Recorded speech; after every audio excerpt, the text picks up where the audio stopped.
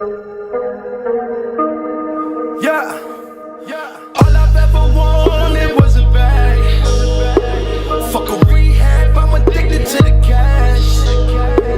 Drop the top on the foreign and make all these haters mad. You own a lot of businesses, you're handling a lot of people's career, and you're doing it without any type of scandal, any type of claim that people say, oh, he's shortchanging me. How do you manage to just stay above the chatter and not just get involved in any of that? You gotta understand that, you know, what I live by, you know, loyalty is something that it's more than a word, and I think me and Khaled relationship has been an example of that since '05 for anybody that's been looking. You know, I still champion my brother, even when I'm laying up in the bed and, you know, I see him come across the screen 4 in the afternoon with a TurboTax commercial. It's amazing. I text him right then, like, why, you know, I'm proud of you, homie, you know what I'm saying? What Assad doing, you know what I'm saying? You know, because Assad calling the shots, but, you know, it's all about supporting one another. And, you know, we've been letting our actions speak, you know, speak for itself. And by me saying DJ Khaled being my brother, you know, he did a partnership with Cash Money and Birdman, and you know, I feel like I somewhat became a part of that. You know, my level of support with my brother, and, you know, my genuine respect I gave, you know, Cash Money, and you know, like I say, if it ain't mine, I don't want it. But if it's mine, you got to give me all of it. Oh yeah, I'll die for it. And so that was one of them situations, and you know, I spoke on it. I could have went much deeper, but you know, I addressed the things I felt needed to be addressed. And I don't see it as a diss at all. If a nigga say you eating fruit, that's not a diss. You're actually eating fruit. It's straight up. It's straight up and down. And you know, if you could come and take the plate from me, let's see. So it was just one of them things that I watched my homie walk away from something that was owed to him. You know, and he in a blessed position, but as I watched everybody else that was affected, you know, I just felt like, yo, it's not right, and I felt like I should say something. It's another line on the album. I just want you to walk me through how a boss handles it. You said I had a phone call with Drake to address the madness. How does one, not specifically, nobody's asking what was said or whatever, it's not a gossip site, but how does you being a boss objectively come to that situation? It's one of the things where differences will always be, you know, in this game. It's a competitive sport. Yeah. And I actually think I perform better under competitive conditions. We've seen that. You know. We've seen that. I wake up a little earlier, I go to sleep a little later, you know what I'm saying? You know, I might go shopping a little more, I might go buy a new whip, you know what I'm saying? Or, you know, it's different ways to play. But once again, I always felt like when Meek and Drake did begin to have, you know, slight differences, I'm pretty sure if Drake was with anybody else camp other than Cash Money, I may have been more vocal about it, but you know, I seen it was the two little homies. I seen what it was. You know, it was smooth. I ain't tripping. But once again, the disconnect with what was going on over at Cash Money was even more obvious to me. You feel me? And you know, I always felt respect is a major thing. And you know, you came to the city. I showed you a lot of love, and I did that out of love. Yeah, that's just me how I was raised. It wasn't because, you know, me sitting down, actually sitting down with Drake. It was really just bosses having a conversation. Yeah, we wasn't even discussing anything negative, because by the time we get in the room, there's so much other things going on that is already, let's get on some money. You feel me? But I had to just make sure we sat down to have some sort of understanding. That's what real bosses do. I mean, most definitely. It's all about trying to touch 9 figures. Anything going the other direction, you may get eaten. A little bit about your story sometimes goes overlooked. You 9 albums in, everybody knows you from coming out with Every Day I'm Hustling. But before that, you was grinding and you were paying your dues. You was with Suave House, Tony Draper, you was with Slip and Slide. Speak to me a little bit about how close you were to actually walking away from music before you caught Every Day I'm Hustling.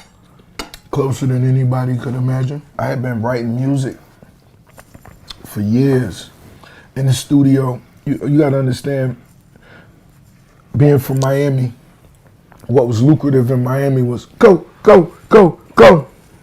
Bass music, booty music. Go, go. I love that. I walk in the party, I love that too, but that's not what I did. Yeah. I was thinking about jewels, you know what I'm saying? Mansions, estates, acres, you know what I mean? And that wasn't really my vein. So the music I made, it didn't, no one took as being lucrative and no one really looked at. So I was really overlooked for maybe 10 years. But everybody seen my pen game. Yo, do this for me, So I began doing little things here and there, and that's what got me in the studio with Kanye. That's what got me in the studio with so many different people at a early stage. I remember me and Kanye sitting at the Trina Ludacris video. Everything gonna be all right. We sat there. He made the beat. I sat in the studio. She had some ideas. I helped her just arrange her ideas, and me and him go back outside. Then we went to the video shoot. If you pull up the video, you don't even see me. You know what I'm saying? We sat around that joint 15 hours trying to get a little look. You know what I'm saying? I remember just getting to a point where I was riding with some of my homies, and we actually was, hustling. Yeah. And I remember saying, this not gonna last. This hustling not gonna last. We're gonna go to prison, man.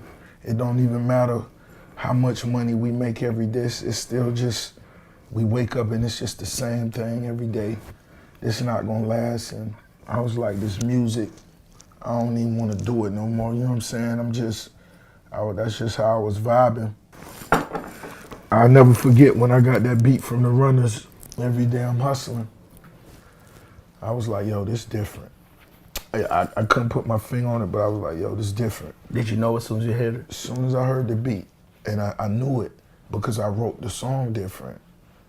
22s, 22, 22, 22. Then I went to the next verse. I rapped different. I structured it different. Yeah. Okay. And it took off. And that's when I instead of just writing music, writing raps, like I used to just write 10 songs a day, I began to actually listen. Let's structure it. Let's do this, let's do that. Right now in hip hop, you're regarded as one of the nicest lyricists from either coast, east, west, south, down south, everything. Who are some of the artists you look at growing up like, yo, this dude is nice, yo? I go all the way back.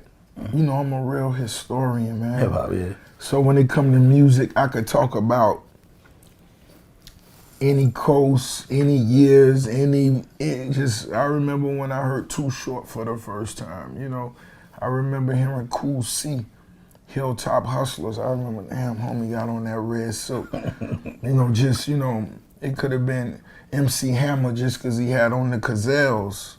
You know what I'm saying? The 911s. It was, whatever it was, I was addicted to the game, whether it was the fashion, the music, the gear, whatever it was, I just knew, I had that hustler spirit and, I stayed down. Do you surprise yourself sometimes? Do you ever get a line off and like, damn, listen to it back, like I fucking killed that? I ain't gonna lie. Nigga nice like that. Going to the Rather You Than Me, I know it's hard to pin down a favorite song, but what's your favorite song of the moment right now? Man, I don't even. I'm gonna tell you mine. What is it? Santorini Grace right now. I'm glad you said that, because I would have said that for you. That's really I would have said that for you, and down to the title. That's why, even the title, I wanted it, just for that moment. Yeah. Saying to me like, yo, what is this, yo? We kings, homie. We travel the world. Let's just close our eyes and you hear this music. Bink on the production. Most underrated producers. I'm not even gonna call him most underrated because I think he just so space age. So many people don't know what to do with it just yet. He done got too many hits off. So they know he nice, but when he go into that side zone, of production, you gotta be a special type of artist to control that music and take it where you want it to go. So I feel like he got so much more to do, and just look for it. I'm gonna get you out of here on this. What's some of the best advice you ever got in life? I always use this one. I asked Puff that once, and he told me some of the best advice he ever got was ask for help. And it was like, sometimes you'll never realize you'll sit in a room 4 days in a row pondering an issue or a problem, and you haven't even reached out and, spoke to the closest people around you. Because a lot of times those answers be right next to you. That's what those people around you for. A lot of times we don't pull the value out of them. We just see the surface.